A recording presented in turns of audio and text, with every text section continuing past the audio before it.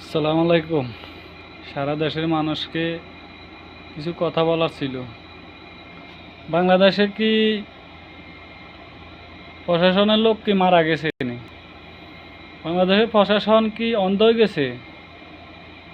উপদেষ্টারা কি করে? বাংলাদেশে কি সরকার নাই? উপদেষ্টারা কি করে? আইনমন্ত্রী কি করে? এই যে ঢাকা শহরে ভাইরাল কেকের নামে নারীরা দেহ ব্যবসা শুরু করে দিছে, এটার ব্যাপার তো কেউ কিছু কয় না। হলুদ কালারের লাল কালারের সাংবাদিকেরা ভিডিও করে, এটারা আরও ভাইরাল করে। তো এই সমস্ত মহিলারা ভাইরাল কেকের নামে কোন কেক বিক্রি করে আপনারা জানেননি?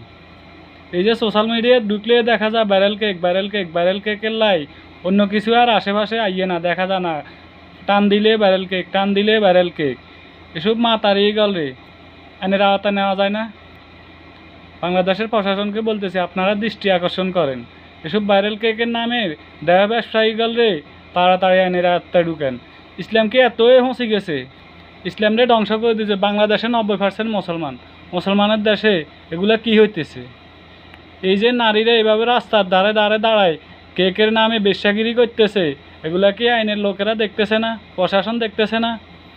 প্রশাসনের লোককে দৃষ্টি আকর্ষণ করে বলতেছি, দেখেন আপনারা এই যে ভাইরাল কেকের নামে এই যে একটা মহিলা দেখা গেছে তার স্বামী হাজার হাজার দর্শকের ভিতরে, হাজার হাজার পুরুষ মানুষের ভিতরে একটা পুরুষ মানুষ, সেই যে মহিলা ভাইরাল কেক বিক্রি করতেছে, ওই মহিলার স্বামী তার স্ত্রী চুমা দিছে হাজার হাজার মানুষের সামনে।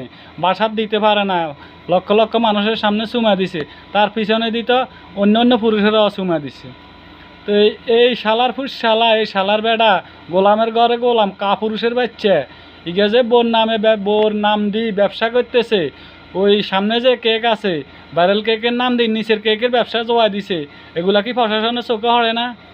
দেশের যুব সমাজ নষ্ট করে দিতেছে, পুরুষ সমাজটাকে নষ্ট করে দিতেছে, এগুলা কি কারো চোখে হরে না?